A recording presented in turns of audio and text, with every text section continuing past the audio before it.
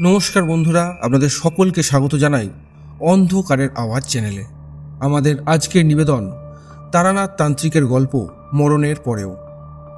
তবে গল্পটি শুরু করার আগে আপনাদের সকলের কাছে একটি অনুরোধ, আপনারা যদি অন্ধকারের আওয়াজ চ্যানেলে তারানাথ তান্ত্রিকের গল্প ছাড়াও অন্য বিভিন্ন রকম গ্রাম বাংলার ভূতের গল্প শুনতে চান, তাহলে অবশ্যই তা আমাদের কমেন্টের মাধ্যমে জানান। অসংখ্য ধন্যবাদ। শুনতে থাকুন তারানাথ তান্ত্রিকের গল্প মরণের পরেও। গরমের দাবদাহের পর বিকেলের দিকে আকাশটা ঘন কালো করে এলো।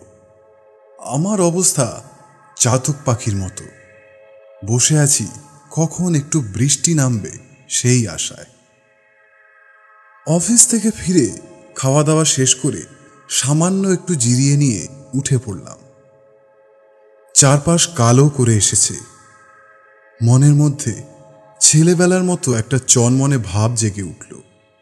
সত্যি এখন খানিক বৃষ্টি হলে একটু স্বস্তি মেলে, এই যা। বৃষ্টির কথা ভাবতেই মনটা কেমন মঠ লেনের দিকে টানতে লাগলো। তারানাথের কাছে বেশ কয়েকদিন যাওয়া হয়নি। এই বৃষ্টির সন্ধ্যায় তেলে ভাজা আর চা সহযোগে তারানাথের নানান অলৌকিক গল্পের সমাহার বেশ জমে যাবে। আমি বাইরে বেরিয়ে মেঘের ওজন মেপে দেখতে যাব, ঠিক তখনই দরজাটা আপনা থেকেই খুলে গেল। দেখি কিশোরী দাঁড়িয়ে। আরে কিশোরী, তা অনেকদিন পর যে। আমি আনন্দের স্বরে বললাম। কিশোরীও হাসতে হাসতে বলল, যা গরম পড়েছে, একটু হাঁটতে বেরোলাম এই মেঘ দেখে। কেমন কালো মেঘ বলো। তা যা বলেছ, সারাদিন যা গরম গেল, এখন একটু বৃষ্টি হলে তবে বাঁচি। কিশোরীকে নিয়ে ভেতরে আসতে আসতে আমি বললাম। কিশোরী বলল, তা তারানাথের বাড়ি যাবে নাকি? এই বৃষ্টিতে তারানাথের ওই ডাকিনী ভূত পিশাচের গল্প কিন্তু জমে যাবে। কি বলছো ভাইয়া? আমার মনের কথাটা যে কিশোরীর মুখে এভাবে প্রকাশ পাবে তা বুঝতে পারিনি। আমি খুশির ভাব দেখিয়ে বললাম, হ্যাঁ চলো, এই বৃষ্টিতে পরিবেশটাও ঠান্ডা হবে, আর আমার তোমার কেরানিগিরি করতে করতে যে মাথার ঘাম পায়ে পড়ার অবস্থা, তারও খানিক সুরাহা হবে। তবে আর দেরি কেন, চলো যাওয়া যাক, তৈরি হয়ে নাও। কিশোরী বলল। আমিও মিনিট 10 মধ্যে তৈরি হয়ে একটা বড় ছাতা নিয়ে বেরিয়ে পড়লাম তারানাথের গল্পের উদ্দেশ্যে। পথে যেতে যেতেই বুঝলাম ঝড় শুরু হলো বলে তাড়াতাড়ি পা চালালাম। মঠ লেনে ঢুকতেই অল্প অল্প ঠান্ডা হাওয়া দিচ্ছিল। তখন ঝড়ের আগমন বোঝা যাচ্ছে। উড়িয়া তেলে ভাজার দোকানে সাংঘাতিক ভিড় লেগেছে। হিমশিম খাচ্ছে দোকানি। কিশোরীকে বললাম, যাও হে কিশোরী, নিয়ে এসো এক ঠোঙা তেলে ভাজা, আমি বরং যাই পাসিং শোটা নিয়ে আসি। কিশোরী গিয়ে তেলে ভাজা নিয়ে এলো, আর আমি পাসিং শো। তারপর একরকম তাড়াহুড়ো করেই চলে এলো ঝড়। পা চালিয়ে তারানাথের দরজার সামনে এসে দরজা ধাক্কাতেই চারি এসে দরজা খুলে দিল।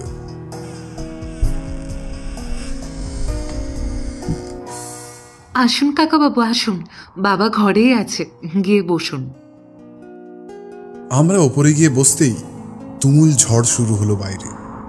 দেখলাম তারানাথ ঘরের দরজা জানলা বন্ধ করছে। আমাদের দেখেই এক গাল হাসি মুখে বলল, আরে আরে, তোমরা এসো এসো, তা অনেকদিন পর হলো আসা, কি বলো? তা কেমন আছো বলো? আমি বললাম, আপনার আশীর্বাদে ভালোই আছি, আর বাদবাকি সবই শুভ। বেশ বেশ বেশ বেশ, বসো বসো, চারিমা চা নিয়ে এলো বোধ হয়। কিশোরী তেলে ভাজার ঠোঙাটা সামনে নামিয়ে রাখতে আমি বললাম, আপনার কি খবর বলুন ঠাকুরমশাই? আমি আমি আছি, চলছে। তোমরা তো জানোই মধুসুন্দরী দেবীর কথা মতো ভাত কাপড়ের অভাব নেই আমার, কিন্তু অর্থ কখনোই জমাতে পারলাম না। বয়সও তো কম হলো না। বলেই তারানাথ একটা রহস্যময় হাসি হাসল। কিশোরী বলল, কি যে বলেন ঠাকুর মশাই, কোথায় আর এমন বয়স? চারির বিয়ে দিয়ে নাতিপুতির মুখ দেখে তবে না, আর আপনার হলো গিয়ে খাঁটি শরীর, বয়সও আপনার কাছে মোহমায়া।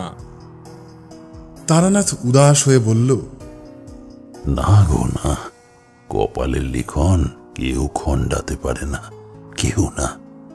যা ভাগ্যে আছে তা হবেই এক সময়। এবার আমি তারানাথের দিকে পাসিং শো এর প্যাকেটটা এগিয়ে দিলাম। পাসিং শো পেয়ে তারানাথ খুব খুশি হলো। কিশোরীর থেকে আগুন নিয়ে একটা সিগারেট জেলে লম্বা একটা টান দিয়ে তারানাথ বলল, আরে ভয় পেও না, ভয় পেও না। আমি মরে গেলেও পরজীবনে এসেও গল্প শোনাবো তোমাদেরকে। কিশোরী বলল, ধুর, পুনর্জন্ম টন্ম কিছু হয় না, যত সব গাল গল্প। তারানাথ ঠোঁটের কোণে অল্প হাসল।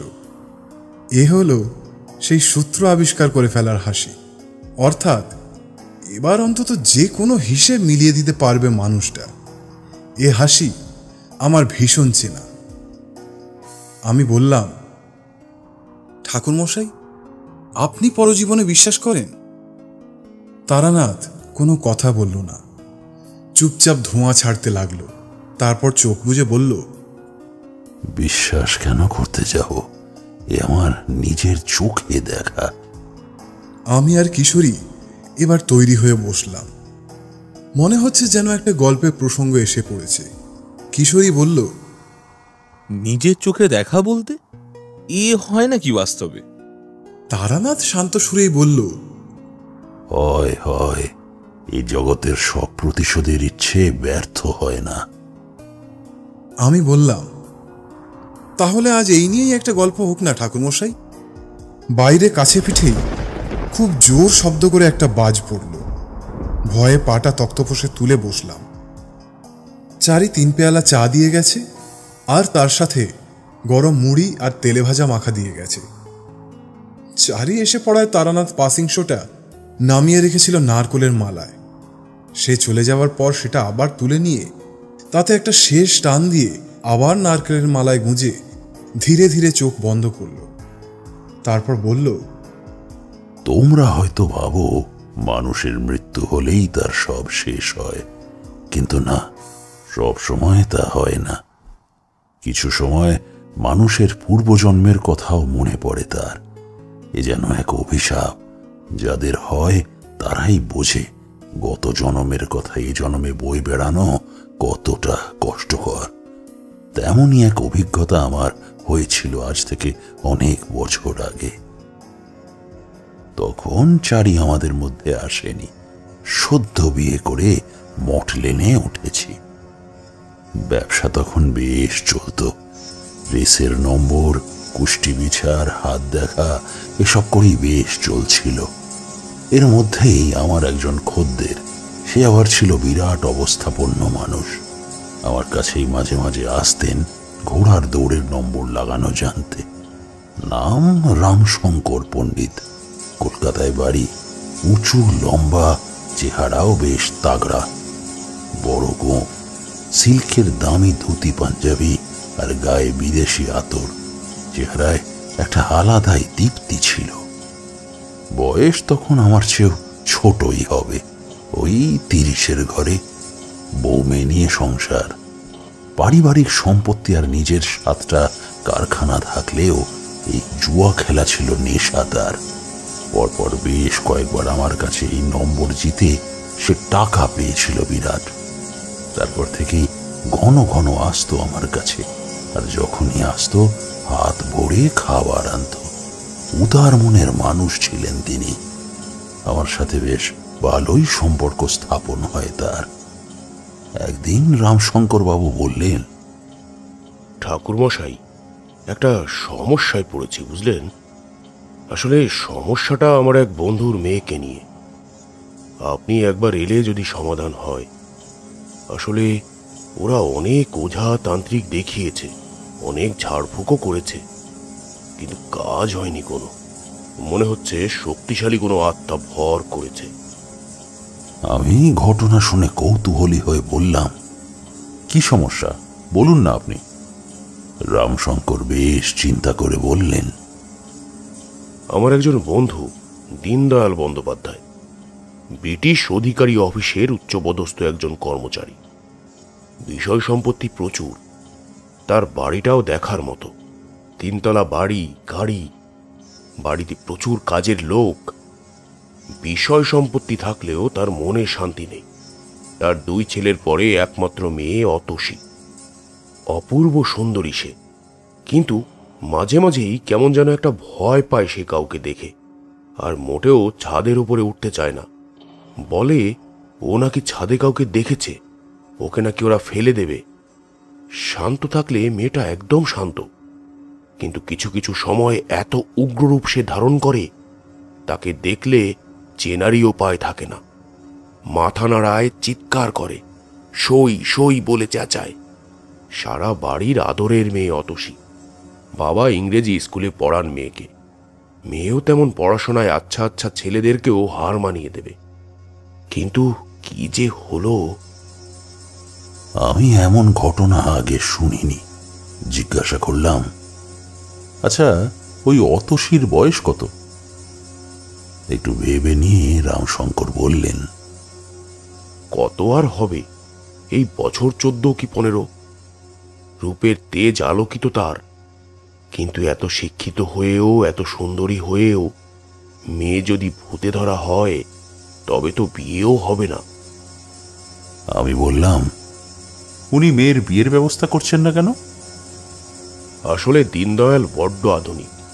মেয়েকে শিক্ষা শেষ করিয়ে তার দাদাদের বিয়ে দিয়ে তবেই উপযুক্ত পাত্রের হাতে কন্যাদান করবেন তিনি। এখন সমস্যা হলো, অতসীর জন্য ওর দাদাদের বিয়েও হচ্ছে না।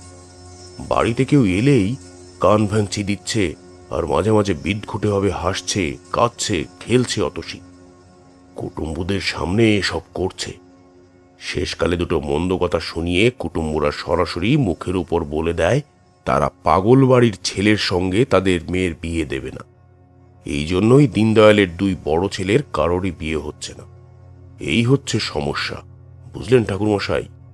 এবার আপনিই বলুন, কি করা যায়? আমি তো বুঝতে পারছি না ঠিক এটা ঠিক কি হচ্ছে। আচ্ছা, কতদিন ধরে হচ্ছে? রোজ হয়? আমি বললাম। রামশঙ্কর বললেন, কতদিন? তাও 6 মাস আগে থেকে। রোজ হয় না, মাঝে মাঝে হয়। তখনকার কথা পরে আর কিছু মনে থাকে না। আমি একবার সামনে থেকে গিয়ে দেখলে মনে হয় বুঝব। খুশি হয়ে রামশঙ্কর বাবু বললেন, হ্যাঁ, একদম ঠাকুরমশাই, আপনি ঠিক করে এর সমাধান করতে পারবেন। আপনার উপর আমার দৃঢ় বিশ্বাস আছে। আজ অবধি বহু তান্ত্রিক গুণিন তাদের বাড়িতে এসেছে, কিন্তু কোনো রকম কোনো ভালো ফলাফল দেখা যায়নি। আপনি চলুন না ঠাকুরমশাই, আমার বহুদিনের বন্ধু দীনদয়াল। ওর এত বড় বিপদের দিনে ওর পাশে থাকতে না পারলে নিজেকে ভীষণ ছোট লাগবে। হ্যাঁ, আমি যাব, আপনি চিন্তা করবেন না। ওপরওয়ালার উপর ভরসা রাখুন। আপাতত আজকে আপনার নম্বরগুলো দেখে নিন রেসের। আমি তারপর তাকে নম্বরগুলো বলছিলাম, আর উনি সবটা মন দিয়ে শুনছিলেন। কাজ শেষ হলে বেশ মোটা বকশিস দিয়ে বলেন, আমি আজই দীনদয়ালের সঙ্গে কথা বলে আপনাকে জানাবো। আপনি তৈরি থাকবেন। আগামী রবিবার আমি আসবো আপনাকে নিতে। রামশঙ্কর বাবু চলে গেলে আমি বিষয়টা নিয়ে ভাবতে বসলাম। একটা কিশোরী মেয়ে, 14-15 বছর বয়স, তার সাথে কি এমন ঘটনা ঘটল যে এত বড় কিছু ঘটল? 1 সপ্তাহ পরে রবিবার আবার আসলেন রামশঙ্কর বাবু। 2 হাত ভরা মিঠাই, সন্দেশ, বড় মাছ। আরে, এত কিছু! এসবের কি দরকার ছিল? আমি তড়িঘড়ি বললাম, আরে না, এই যে সামান্যই কিছু। আর আপনাকে অসংখ্য ধন্যবাদ। আপনি না থাকলে একটাও রেসের নম্বর হতো না। তা তৈরি হয়ে নিন। আমি দীনদয়ালকে বলেছি, উনি খুশিতে আমাকে জড়িয়ে ধরেছেন, বলেছেন নিয়ে আসতে। তারানাথ তান্ত্রিকের নাম সেও শুনেছে। তোমাদেরকে কিভাবে বোঝাবো জানি না, কিন্তু আমি বুঝতাম এগুলো।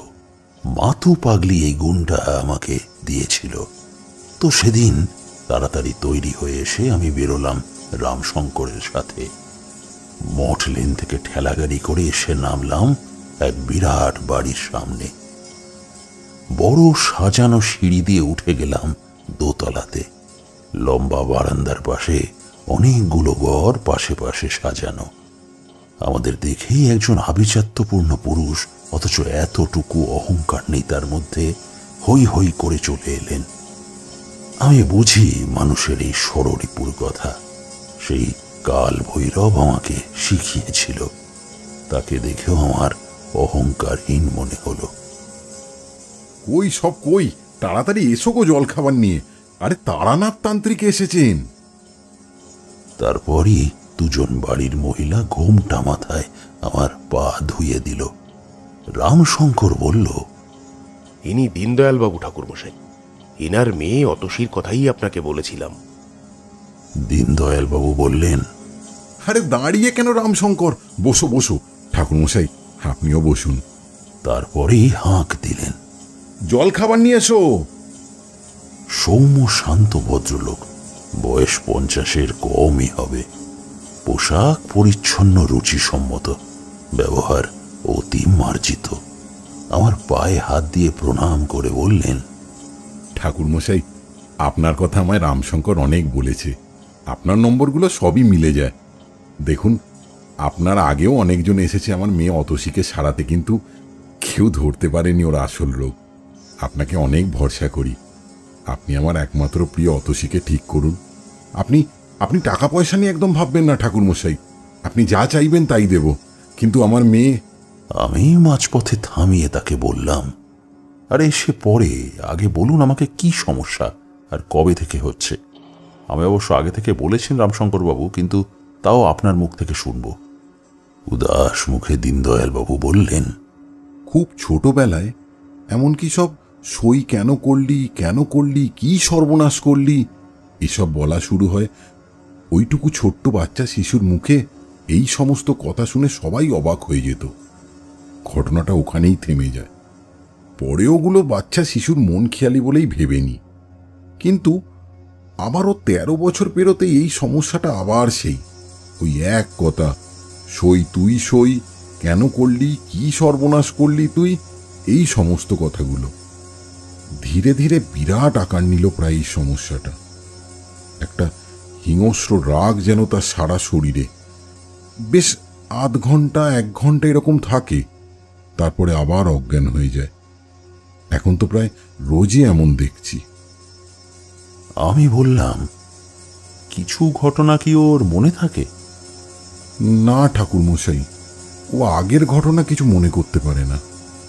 আমি সব শুনে বললাম, মেয়েকে ডাকা হোক, আমি ওর সাথে কথা বলবো।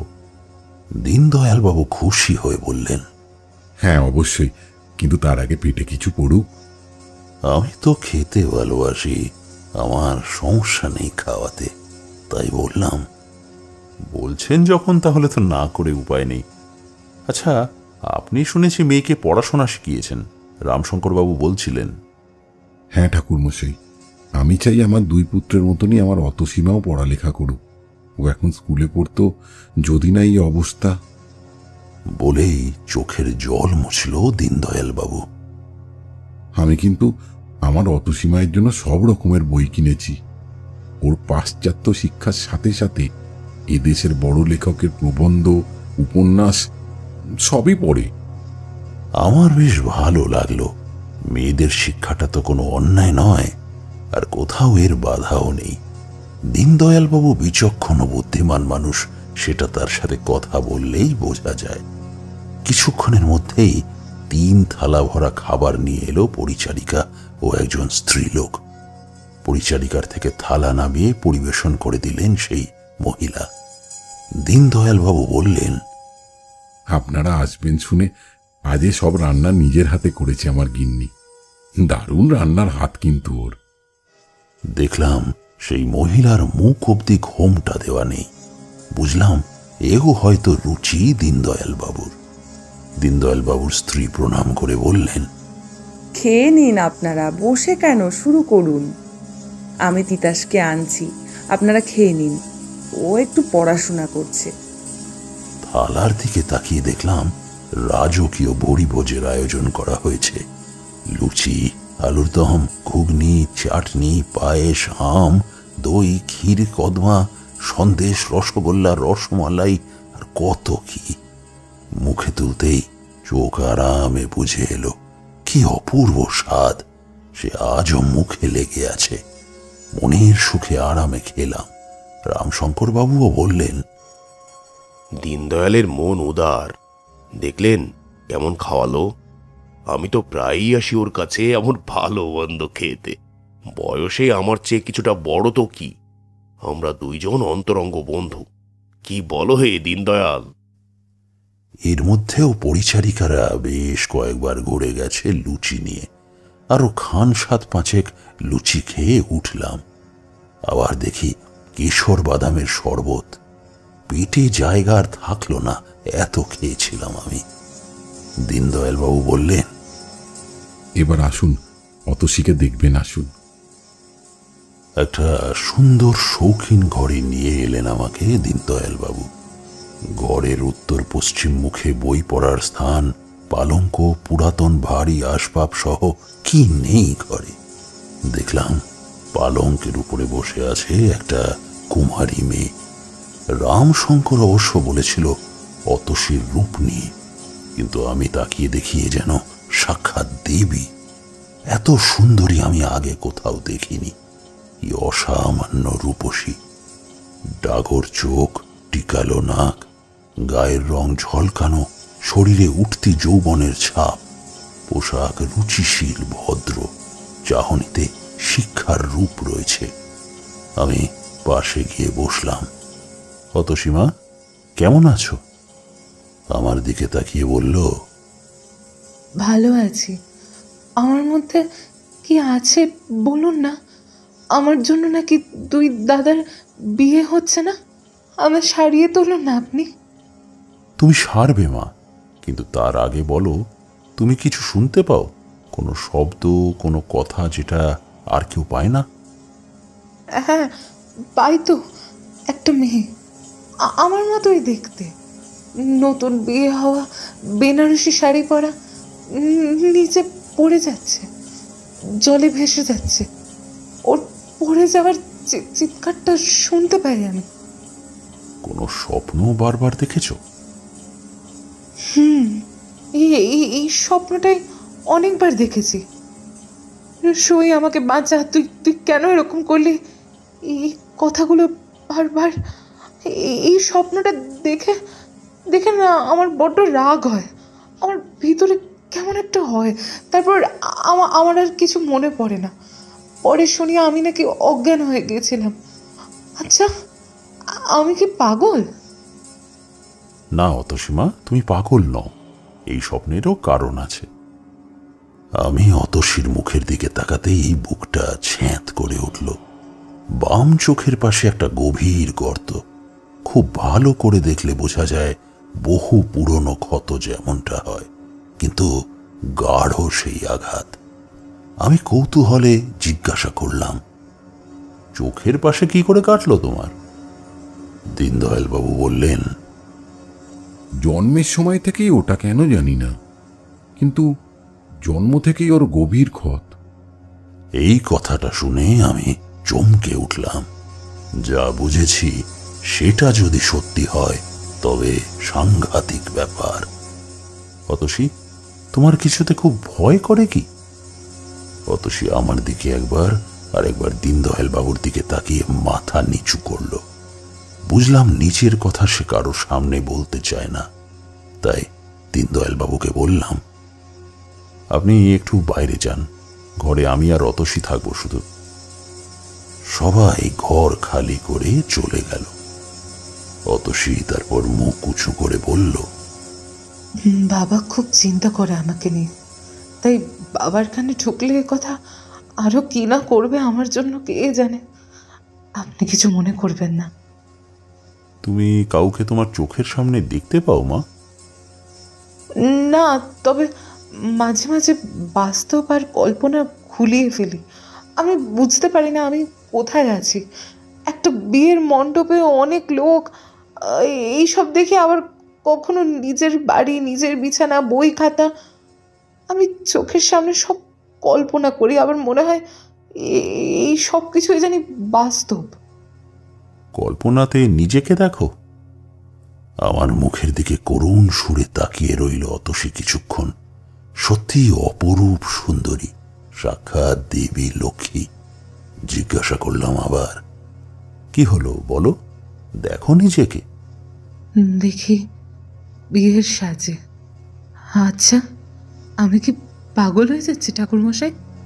আমি অতসীর মাথাতে হাত বুলিয়ে বললাম, তুমি তো পড়ালেখা জানা শিক্ষিত মেয়ে, তুমি পাগল হলে তুমি কি সবকিছু জানতে বুঝতে? কথাটা বলে আমি আশীর্বাদ করে উঠে গেলাম বিছানা থেকে। দরজা খুলে বাইরে বেরিয়ে যেতেই দেখি সামনে দাঁড়িয়ে রামশঙ্কর বাবু আর দীনদয়াল বাবু। আমাকে আসতে দেখেই জিজ্ঞাসা করলেন, কি বুঝলেন ঠাকুরমশাই? আপনার মেয়ে দিব্যজ্ঞানী, ওর বিদ্যে হবে, সাথে সে একজন দৈবগুণী মেয়ে। ওর মধ্যে থাকা সকল চিহ্ন আর 5 জন সাধারণ মেয়ের মতো নয়, ও আলাদা। ঈশ্বর প্রতি বছর পৃথিবীতে তার 5 জন ঈশ্বর কন্যাকে পাঠান, তারা আর 5 জন মেয়ের চেয়ে আলাদা হয়। অতসীও তার মধ্যেই পড়ে। ওর চোখে অনেক কিছু পড়ে, ও অনেক কিছু শুনতে দেখতে পায় যা আমরা পারি না। এটা কোনো ভূতে ধরা বা কোনো ডাইনি তন্ত্র প্রয়োগ নয়, কিছুতে ভর করাও না, এটা ওর জন্মপ্রাপ্য। কিন্তু মেয়ের তো বিয়ের বয়স হচ্ছে, ওর ভবিষ্যৎ, আর এর জন্য 2 বড় ছেলে, ওদেরও বিয়ে দিতে পারছি না। ওরাও তো বড় হচ্ছে। এই যেমন গত মাসে বড়কে দেখতে এলো, সব ঠিক, অমনি মেয়ে আমার চিৎকার করে উঠল। মাথায় হাত নাড়িয়ে ওই একই কথা বলতে বলতে একসময় মাথা ঘুরে পড়ে গিয়ে অজ্ঞান হয়ে গেল। মাঝখান থেকে এই কাণ্ড দেখে কুটুমরা ভাবল বোধহয় আমার মেয়ের মাথার সমস্যা আছে, মেয়ে বোধহয় আমার পাগল। ব্যাস, পাগল মেয়ের বাড়ি বিয়ে না দিয়ে বিয়েটাই গেল ভেঙে। আর ঠাকুরমশাই, আপনি জানেন তো এইসব খবর চাপা থাকে না, চারিদিকে আগুনের ফুলকির মতো ছড়িয়ে পড়ছে খবর। আমি কি বিয়ে দিতে পারবো না ওদের? কি হবে ঠাকুরমশাই, কিছু কি ব্যবস্থা করা সম্ভব নয়? দীনদয়াল বাবু আমার হাত ধরে বললেন।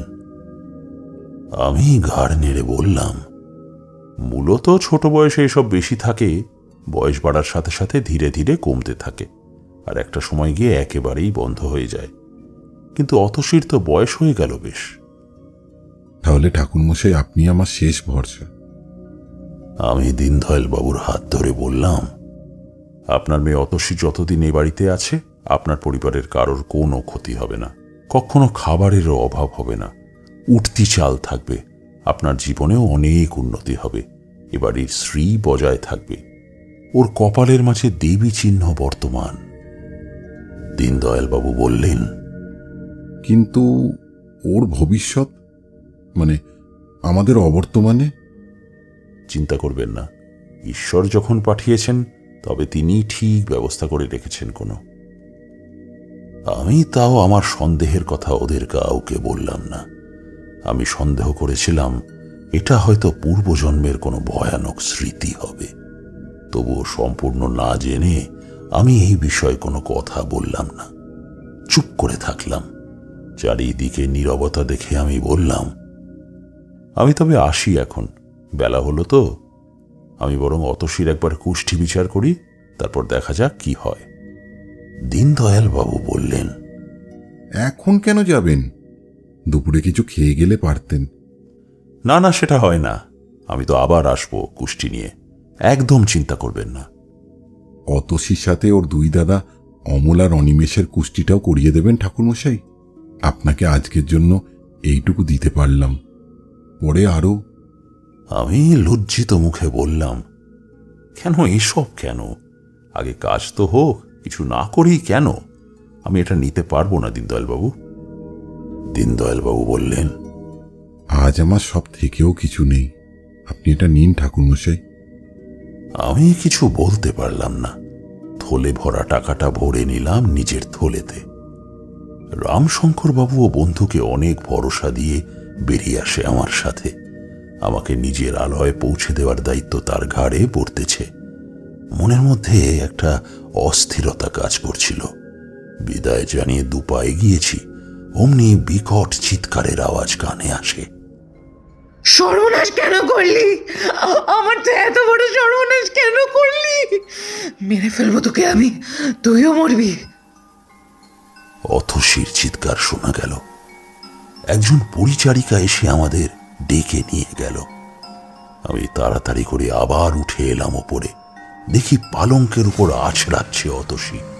চোখ লাল, মুখ লাল হয়ে আছে, কাপড় এলোমেলো, চুল খুলে নাড়াচ্ছে ঘরময়। নিজের কপালের মাঝে ধরে বলছে, কি ব্যথা, কি কষ্ট। আমার সাথে এমন কেন করলি তুই সই? এমন কেন করলি তুই? আমায় এভাবে মিথ্যে কথা কেন বললি? আমি অতসীর সামনে গেলাম। মধুসুন্দরী দেবীর দেওয়া শক্তি প্রয়োগ করে আমি আমার কোড়ে আঙুলটা দিয়ে ধরলাম অতসীর কপাল। ছুতেই বুকটা কেঁপে গেল। ওর শরীর বরফের মতো ঠান্ডা। মৃত মানুষ যেন কোনো অদৃশ্য শক্তি বলে নড়াচড়া করছে। শরীরে কি জোর! আমি কপালের মধ্যেখানে কোড়ে আঙুল ধরতেই ও আরো ক্ষিপ্ত হয়ে গেল, আরো বেশি বেশি মাথা দোলাতে লাগলো। আমি ওইভাবে কোড়ে আঙুল দিয়ে কপালের মাঝে ধরেই জিজ্ঞাসা করলাম, কে কষ্ট দিচ্ছে তোমায়? বিনু আমায় মেরেছে। কেন মেরেছে? আমার বিয়ে ঠিক হয়ে গেছিল, ওর হয়নি। কিভাবে মেরেছে? বাঁধের ধারে গল্প করতে নিয়ে গিয়েছিল আমার বিয়ের সাজে বেনারসি পরিয়ে, আমার বিয়ের দিন। তারপর তারপর ঠেলে ফেলে দেয় কোথায়? জলে। পাথরে মাথা লেগে মাথা ফেটে যায়, নদীতে ভেসে যায়। কেন মারলো? বলেছিলাম যা করব একসাথে করব। ও কালো ছিল, তাই বিয়ে হচ্ছিল না। ওদিকে আমার বিয়ে হয়ে গেল আর ওর হলো না। ওর তাই ভীষণ রাগ। বাড়ির সবাই জানতো কে মেরেছে? না না না না না, বিনু মিথ্যা বলেছে। কি বলেছে? বর পছন্দ না, তাই আমি বিয়ের দিন ঝাঁপ দিয়েছি। বিনুর বিয়ে হয়েছে? হ্যাঁ। কোথায়? তা জানি না। এই, কে তুই? হ্যাঁ, তুই কে? এত কথা কেন? আমি তারানা। হ্যাঁ, আমি মারতে চাই। ওর জন্যই জন্মেছি আবার। আমার সব কেড়েছে ও সব কেড়ে নিয়েছে ওই ডাইনি। ওই ডাইনি বিনুকে আমি শেষ করবই। আমি ওকে শেষ করে দেবো। কোথায় পাবে? এই এই, আর কত জানতে চাস তুই? হ্যাঁ, চুপ কর চুপ কর, চুপ চুপ চুপ চুপ কর তারানাথ, একদম চুপ। তোমার নাম কি ছিল? অনু। আমার মন্ত্র শক্তি ফুরিয়ে এলো, আর কোনো কথা জানতে পারলাম না। আমি হাত সরিয়ে নিতেই অজ্ঞান হয়ে পড়ে যায় অতসী। আবার গায়ে হাত দিয়ে দেখলাম তার না, গা গরম, নিঃশ্বাস পড়ছে, কিন্তু কিছুটা সময় আগেই একদম ঠান্ডা পাথর হয়ে গিয়েছিল। শ্বাস বইছিল না, এখন সারা গায়ে ঘাম। আমি পালঙ্ক থেকে নেমে দাঁড়ালাম, মেয়েদের দিকে ইঙ্গিত দিয়ে বললাম, ওকে একটু মুছিয়ে পরিষ্কার কাপড় পরিয়ে দিন, কিছু খাবার দিন। ঘরে উপস্থিত সকলের মুখ অবাক দৃষ্টিতে চেয়ে আছে আমার দিকে। আমি বাইরে বেরিয়ে এলাম বসার ঘরে। দীনদয়াল বাবুর স্ত্রী আমার পা ধরে কাঁদতে কাঁদতে বললেন, আপনি মহান ঠাকুর মশাই, আপনি মহান। এর আগেও এত তাবর তাবর লোক এসেও কিচ্ছু করতে পারেনি, আপনি এত কথা বের করলেন। কি হয়েছে আমার মেয়ের? আমার মনের সন্দেহ এতক্ষণে দূর হয়েছে কথা শুনে। বললাম, আপনার মেয়ে জাতিস্বর, ওর আগের জীবনের কথা ওর মনে আছে, সেটা এই জীবনেও ও দেখতে পায়। সবার মুখ বিস্ময়ে হতবাক কথাটা শুনে, যেন সবাই পাথর হয়ে গেছে। দীনদয়াল বাবু ধপ করে বসে পড়লেন চেয়ারে, তারপর বললেন, এটা কি সম্ভব ঠাকুর মশাই? আমি বললাম, আমি তো প্রথমেই বুঝেছিলাম আপনার কন্যা ঈশ্বর কন্যা। সন্দেহ করেছিলাম পূর্বজন্মের ব্যাপারটা, কিন্তু সঠিক না জেনে বলতে পারিনি। এখন বলছি, এটা পূর্বজন্মের মৃত্যুর আগে করে যাওয়ার প্রতিশ্রুতি। ও এটা শোধ করবেই। দীনদয়ালবাবু বললেন, কি সব সই বলছিলেন? ওটা কি ঠাকুরমশাই? আমি বসলাম চেয়ারে, একটু জল খেয়ে বললাম, আপনার মেয়ের পূর্বজন্মের কথা নিদারুণ কষ্টের। ওর অপঘাতে অল্প বয়সেই মৃত্যু হয়। ওর সবচেয়ে কাছের সই নাম বিনু। অভিন্ন হৃদয় দুই সখী, একে অপরকে ছাড়া দিন চলত না। সারাদিন সব কাজ একসাথে করত। একসময় একে অপরকে কথা দেয় যে তারা কোনো কাজ করলে দুইজনে একসাথে করবে। ছোটবেলার সেই কথাই আপনার মেয়ের মৃত্যুর কারণ হয়ে দাঁড়ায়। বয়স হলে বিয়ের কথা হয় আপনার মেয়ের। এই জন্মের রূপ আর ওর গত জন্মের রূপ একদমই এক। কারণ গত জন্মের কথা মনে করতে পারলে তাদের রূপ আগের জন্ম আর এই জন্মের অনেকটাই মিল হয়। তো বলা যায় এই জন্মের মতোই অসম্ভব রূপসী ছিল অতসী। তাই জামাই খুঁজতে কোনো অসুবিধা হয়নি ওর। বেশ বড় ভালো পরিবারেই বিয়ে ঠিক হয় তার। অন্যদিকে গায়ের রং কালো আর রূপশ্রী কম থাকায় অতসীর সই বিনুর বিয়েতে হয় বাধা। অনেক পাত্র এলেও বিনুকে কেউ পছন্দ করে না। আপনার মেয়ের বাড়ির সবাই তার বিয়ের দিন ঠিক করে তাড়াতাড়ি, কিন্তু অতসী ভুলে যায় ওর দেওয়া কথাগুলো। বিনুর সাথে সেই ছোটবেলায় হওয়া কথা যে তারা কোনো কাজ একসাথে করবে। বিয়ের আনন্দে অতসীর বিনুকে দেওয়া কথা ভুলেই যায় সে। কিন্তু একদিকে সখীর বিয়ে, অন্যদিকে তার রূপের জন্য ভোগা হীনমন্যতা আর এই কথা দিয়ে কথা না রাখা, সব মিলিয়ে মিশে একটা চাপা রাগ হয় বিনুর মনে। সে রাগ এতই গাঢ় হয় যে এর পরিণাম হয় মৃত্যু। বিয়ের দিন বিয়ের সাজে সেজে থাকে অতসী, আর তখনই বিনু আসে। নিজের ছোট্টবেলার সইয়ের সাথে তাদের প্রিয় খেলার জায়গা, সুখ দুঃখের কথা, নতুন কিশোরী জীবনের ভালোবাসার কথা, সব কথা বলার জায়গা ছিল একটা খরস্রোতা নদীর উপরে বাঁধে। বিয়ে হয়ে যাওয়ার আগে বেশ দুঃখ নিয়েই বিনু কবে কখন দেখা হবে আবার এইসব বলে ভুলিয়ে ভালিয়ে নিয়ে যায় অতসীকে। তারপরই অতসীর হাত ধরে ওকে বলে, কেন করলি তুই সখী? কেন বলেছিলি সেখানে দাঁড়িয়ে, মনে পড়েছে? এইখানে দাঁড়িয়ে কথা দিয়েছিলিস তুই যে আমাদের কোনো কাজ আলাদা হবে না, আমরা একসাথে থাকবো, যা করব একসাথে করব। কই তোর সেই সব কথা কোথায়? আজ আমি দেখতে খারাপ বলে তুই বিয়ে করবি, নতুন বর পাবি, সংসার, ছেলে মেয়ে সব হবে, তাই না?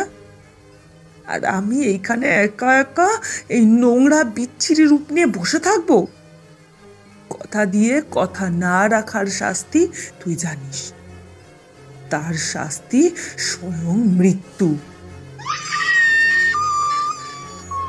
বলেই অতসীকে উঁচু বাঁধ থেকে নিচে ফেলে দেয়, আর মাথায় আঘাত পায় চরম। আঘাত পেয়ে টাল না সামলাতে পেরে নদীতে ভেসেই মৃত্যু হয় তার। গায়ে তখনও জড়ানো ছিল বেনারসি, হাতে শাঁখা পলা সব কিছু। আর মৃত্যুর ঠিক আগে চরম রাগ ঘৃণায় শপথ করেছিল বিনুর মৃত্যু ও নিজের হাতে করবে। তাই ও সর্বনাশিনী, মেরে ফেলবো, এইসব কথা বারবার করে বলতো। এরপর বিনু বাড়িতে এসে নাটক করে। হায় রে হায়, কি সর্বনাশ হলো গো, কি সর্বনাশ হলো! বিয়ের আগে মেয়েটা আমার মরলো, তোমরা একটিবার ওর কথা শুনলে না? ওর যে ওই বর পছন্দ ছিল না, এইভাবে ওকে অকালে চলে যেতে হলো। আমায় ডেকে দিয়ে গিয়ে বলল, বিনু, ওই বরকে আমি বিয়ে করতে পারবো না, বাবার জন্য না করতে পারিনি। এখন যদি আমি না বিয়ে করি, মান সম্মান সব শেষ। আর যদি বিয়ে করি, বাকি জীবনটা শেষ। আমি কত বোঝালুম, কত মানালাম, নতুন ঘর, নতুন বর, সংসার, কত মজা হবে। মুখ পুরি শুনলো না, হাত ছেড়ে ঝাঁপ মারলো নদীতে। এখন দেখো গিয়ে নদীতে শরীরটা ভাসছে। হায় রে হায়, কি সর্বনাশ গো, কি সর্বনাশ। বিয়ের দিন এইভাবে মরল মেয়েটা আমার। ওরে সখী, তোর কপালে সুখ নেই, না হলে অমন বর ছাড়ে রে কেউ মুখ পুরি। আমায়ও তো তোর সাথে নিয়ে যেতে পারতিস, তাহলে আমি একা একা থেকে এখন কি করব, কি করে থাকবো? ওরে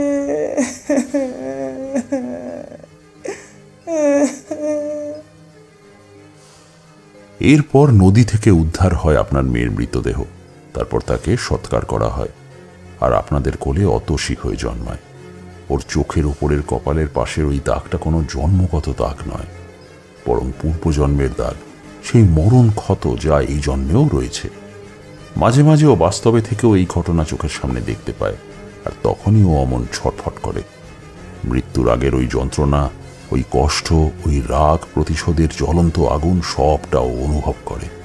তখন ওর মধ্যেও থাকে না, তখন ও পূর্বজন্মের হয়ে যায়। আজ আমি বুঝেছি ওর শরীরে কোনো তাপ ছিল না, ঠান্ডা শরীর, নিঃশ্বাস প্রশ্বাসও বইছিল না।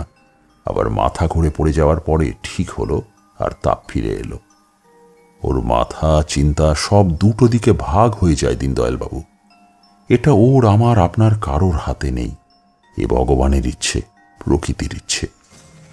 তবে এই জীবন যেন আর কারোর না হয়, এই অভিশাপ নিয়ে জন্ম যেন কাউকে না ভোগ করতে হয়।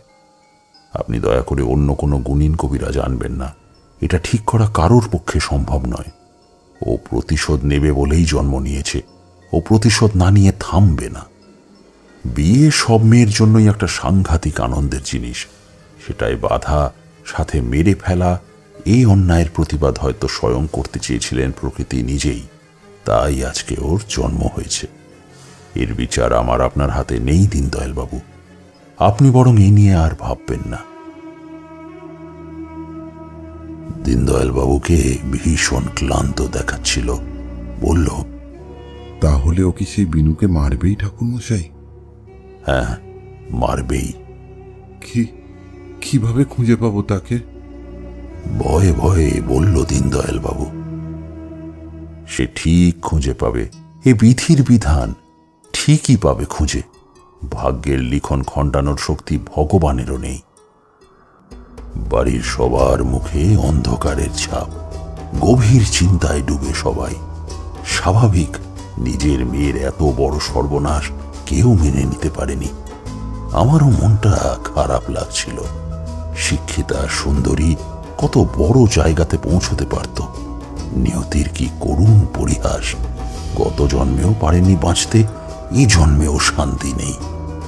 দীনদয়ালবাবুর স্ত্রী আবার থালা ভরা খাবার এনে রাখলেন আমাদের সামনে। মনটা খারাপ হওয়ায় খাওয়ার ইচ্ছে ছিল না, তাও খেতে হলো। সরু চালের ভাত, ডাল ভাজা, কাতলা মাছ, ভেটকি পাতুরি, চাটনি, পায়েস, মিষ্টি, শেষে পান।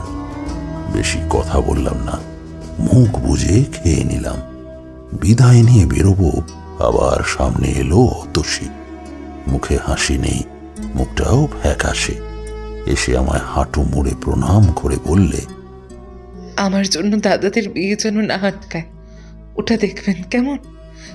মাঝে মাঝে কি যে হয় আমার আমার জানা নেই কিচ্ছু, সবটাই আমার অজান্তেই হয়। পারলে পারলে ক্ষমা করে দিতে বলবেন সবাইকে। থুর বোকামে, তুমি ঈশ্বর কন্যা, তোমার মধ্যে দৈব গুণ আছে। তুমি আর 5টা সাধারণ মেয়ের মতো নও, তুমি অনন্য, অসাধারণ মা। যাও, নিজের কাজ করো, ভালো থাকো। আজ আসি। আমি সবাইকে বিদায় দিয়ে ফিরে এলাম বাড়ি। পথে রামশঙ্করের সাথে টুকটাক কথা হলো। সেও বেশ কষ্ট পেয়েছে বন্ধুর মেয়ের ভবিষ্যতের কথা ভেবে। আমায় বললেন, কিছু করেও কিছু হবে না ঠাকুরমশাই। না, কিছু করেও কিচ্ছু হবে না, এ নিয়ম খণ্ডাবে না। বেশ, আপনি কুষ্টি করে রাখুন, আমি সামনের সপ্তাহে এসে আপনাকে নিয়ে যাব আবার। আমি ঠেলা রিক্সা থেকে নেমে বিদায় জানিয়ে চলে এলাম এই মঠ লেনের বাড়িতে। তখন প্রায় বিকেল বিকেল। আমি সন্ধ্যার পুজো সেরে বসলাম। বারবার চোখে ভাসছে এই সব দৃশ্যগুলো। ঈশ্বরের কাছে কৃতজ্ঞতা জানাই। তোমরা, আমরা সবাই সাধারণ, ঈশ্বর কন্যা হওয়া সহজ নয়। মনের মধ্যে চাপা কষ্ট হচ্ছে। দীনদয়াল বাবু এত ভালো মানুষ, তার সাথেই কিনা। আমি ধীরে ধীরে ঠিকুচি কুষ্টি করলাম 3 ভাই বোনেরই। না, ভালো নয় কারোর জীবনী। মনটা দমে ছিল। ইতিমধ্যে আরো 1 থলি মুদ্রা দিয়ে গেছেন রামশঙ্কর বাবু এসে। দীনদয়াল পাঠিয়েছেন, আপনি কুষ্টি করছেন, যদি কিছু প্রয়োজন হয় তাই। এর মধ্যে আর হয়েছে? 2 বার, আবার আগের মতোই। আমি বসে আছি। পরের রবিবার রামশঙ্কর আসবে বলে আমি আগে থেকে তৈরি হয়েছিলাম। গিন্নিকে দুপুরে বাইরে খাবো বলেছিলাম, কারণ দীনদয়াল বাবু যা মানুষ, আমাকে না খাইয়ে ছাড়বেন না জানি। এক সময় রামশঙ্কর বাবু এলেন। গতবারের মতো 2 হাত ভরা বাজার, মিষ্টি। আমি 1 কাপ চা করতে বলে তার সাথে কথা বললাম। চা খেয়ে বেরিয়ে গেলাম। দীনদয়াল বাবু এই কয়েকদিনেই আরো মুষড়ে পড়েছেন মনে হলো। আমরা আসতেই শরবতের ফরমান জারি করে দিলেন রান্নাঘরে। আমায় বললেন, কি বুঝলেন ঠাকুরমশাই? আমি বললাম, আপনারা যে মেয়েকে ঠিক করেছেন বিয়ে তার সাথেই হবে, কিন্তু আপনি ধন্য ঠাকুরমশাই, আপনি অন্তর্যামী। হ্যাঁ, আমার অমলের এক কাকা থাকে দূর গ্রামে পোস্টিং, আমলা উনি একজন। সেইখানেই এক গরিব ঘরের মেয়ে, তার সাথেই কথা চলছে। এখনো পাকা কথা হয়নি। আসলে কাছে পিঠে এভাবে যে খবর ছড়িয়েছে, তাই ভাবলাম দূরে ছাড়া উপায় নেই। আপনি তো সবই জানেন। বেশ, কিন্তু কিছু মনে করবেন না। আসলে বিয়ে তার সাথেই হবে, কিন্তু সুখকর যে কতটা হবে তা জানা নেই আসলে। আমি বেশ নিম্ন স্বরে বললাম, আমি সবটাই আমার ভাগ্যে ছেড়ে দিয়েছি। ওখানেই পাকা কথা বলে বিয়েটা এই অঘ্রাণ মাসেই দিয়ে দেবো। দীনদয়াল বাবু বললেন, সে ঠিকই। আমি এটা বলে কুষ্টিগুলো রেখে দিলাম দীনদয়াল বাবুর টেবিলের সামনে। অতসী একটা বই পড়ছিল বাইরে বসে। আমরা আসতেই হাসি মুখে উঠে ভিতরে গেল। মেয়েটাকে গতবারের চেয়েও বেশি শুকনো লাগলো। দীনদয়াল বাবু বললেন, কুষ্টিতে কি লেখা আছে? আমার অতসী কি ঠিক হবে? ওর জীবনে কি বিয়ে আসবে? না হয়তো। আমি বেশি কিছু বললাম না, শুধু বললাম, এই কুষ্টি কাউকে দেখাবেন না, আপনি নিজের কাছেই রাখুন। সেদিন বেশিক্ষণ বসিনি আমি সেখানে। দুপুরে দীনদয়াল বাবুর স্ত্রী আমাদের খাওয়ালেন। তারপর বাড়ি চলে আসি। নানান কাজের মধ্যে আর সেভাবে ভাবা হয়নি সেই বাড়ির কথা, অতসীর কথা। প্রায় মাস 2 পরে একদিন রামশঙ্কর বাবু এলেন। হাতে মিষ্টির ঠোঙা একটা। হাসি মুখে বললেন, ঠাকুরমশাই, বিয়ে ঠিক হয়েছে দীনদয়াল বাবুর বড় ছেলে অমলের। মেয়ের বাড়ি রায়পোতা, অনেক দূর। কোনো দাবি দাওয়া নেই ছেলের বাড়ি থেকে। আর আপনি তো জানেনই কেমন লোক দীনদয়াল। আপনাকে নেমন্তন্ন করেছেন দীনদয়াল বাবু, আর আপনাকে নিয়ে যাবার দায়িত্ব পড়তেছে আমার ঘাড়ে। আমি বললাম, বেশ বেশ, বিয়ের দিন হয়তো যাওয়া হবে না, কারণ রাতে গিন্নিকে একা রেখে যাওয়া মুশকিল, তাই বউ ভাতের দিন যাব। রামশঙ্কর বাবু বললেন, বেশ, আমি বিকালে আপনাকে নিয়ে যাব। এরপর রেসের ঘোড়ার নম্বর জেনে আর আমায় মোটা অঙ্কের টাকা দিয়ে বেরিয়ে যান। বউ ভাত আসে এক সময়, বেশ ঠান্ডা তখন, অঘ্রাণের বাতাসে। একটা শাল জড়িয়ে গেলাম রামশঙ্কর বাবুর সাথে দীনদয়াল বাবুর বাড়িতে।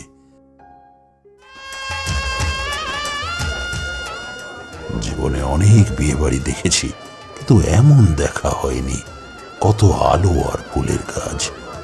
আমাকে দেখে খুশি হয়ে বললেন, আরে আরে ঠাকুরমশাই, আপনি এসেছেন, এ যে কত সৌভাগ্য আমার, আমি কি বলবো। কিন্তু পুষ্টিতে যা লেখা আছে থাক, একটা ছেলের বিয়ে তো হলো। আপনি কিন্তু ভালো করে চেয়ে চিনতে খাবেন ঠাকুরমশাই। আমি মিষ্টি দিয়ে নতুন বউকে দেখলাম, সেও আমায় প্রণাম করল। আমি বসে আছি, শরবত দিয়ে অতিথিদের আপ্যায়ন করা হচ্ছে। রামশঙ্কর বাবু আমার পাশে বসে। আমি জিজ্ঞাসা করলাম, অতসীকে দেখছি না যে? ঘরে আছে, বেরোয়নি। গতকাল বিয়েতেও যায়নি, ও বাড়িতেই ছিল। নিজেই যেতে চাইনি, জানেন কি হয়, মেয়েটার নিজে হাতে থাকে না তো। আমি ভাবলাম একবার দেখে আসা দরকার অতসীকে। তখনই কনে যাত্রী এলো, অনেকটা পথ, তাই রাতই হলো ওদের আসতে। মেয়ের বাবা মা দাদারা পাড়া প্রতিবেশী, সবাইকে সাদর আমন্ত্রণ জানাচ্ছেন দীনদয়াল বাবু। অমলও বাবার মতোই সৎ, সেও তার নতুন কুটুমদের আপ্যায়ন করছে।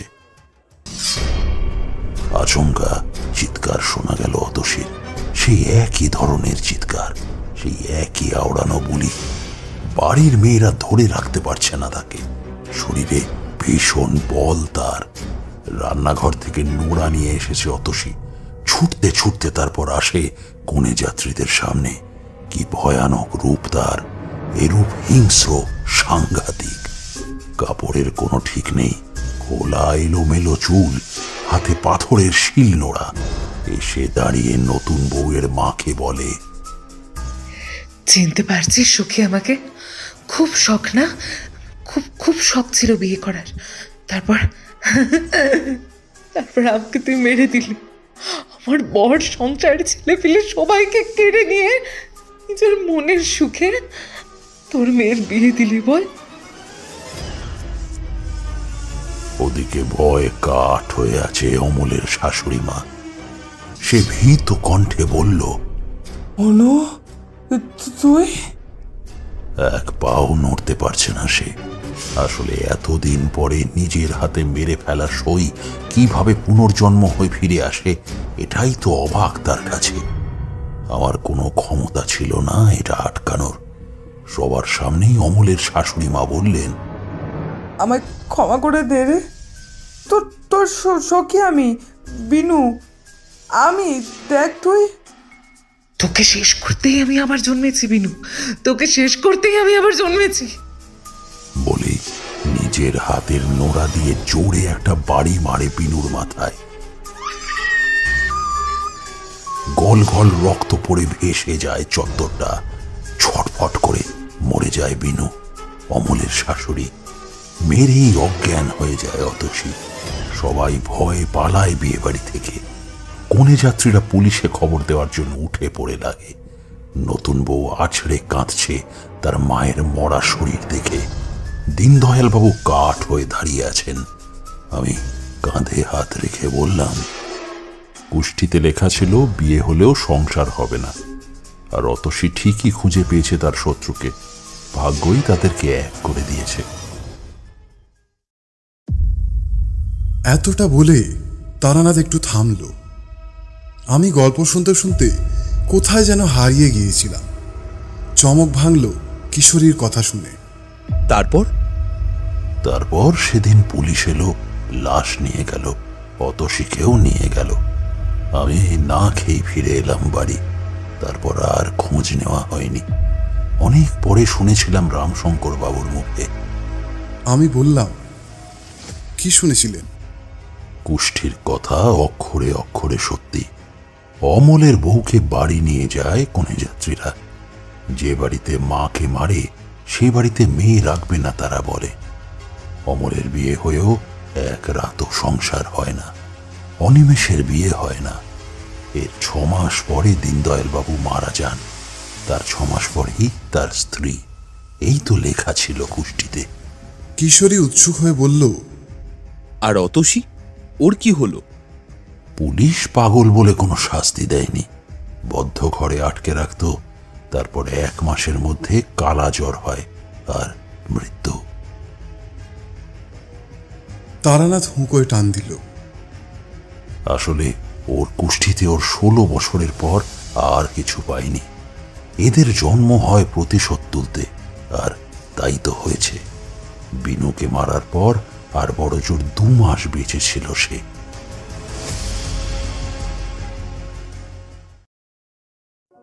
শেষ হলো তারানাথের গল্প। কিশোরী বলল, এই বিভূতি, বাইরে বৃষ্টির বেগটা কমেছে মনে হয়, এইবার বেরিয়ে পড়াই ভালো। আমি বললাম, সেই ভালো। আমি অবাক হয়ে গিয়েছিলাম। বড় অদ্ভুত গল্প। এমনও হয়, একটা মানুষের জন্য পুরো পরিবার শেষ। সত্যি পূর্বজন্মের সবকিছু ওই পূর্বজন্মে ফেলে আসাই ভালো। তারানাথকে বিদায় জানিয়ে আমরা বেরিয়ে এলাম। চারপাশে হিম জমে আছে, খুব শীতও লাগছিল। আজকের গল্পটা শুনে আমি একটা ঘোরের মধ্যে ছিলাম। কিশোরী অন্য রাস্তায় চলে গেল।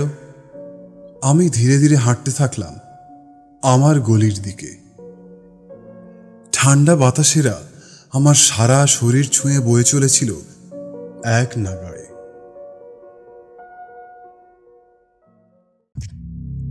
শুনছিলেন তারানাথ তান্ত্রিকের গল্প মরণের পরেও।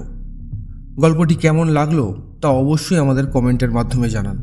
যদি ভালো লেগে থাকে তাহলে একটি লাইক করুন এবং এরকম আরও গল্প শুনতে সাবস্ক্রাইব করতে পারেন অন্ধকারের আওয়াজ। দেখা হবে পরবর্তী একটি ভিডিওতে। ততক্ষণের জন্য সবাই ভালো থাকুন, সুস্থ থাকুন।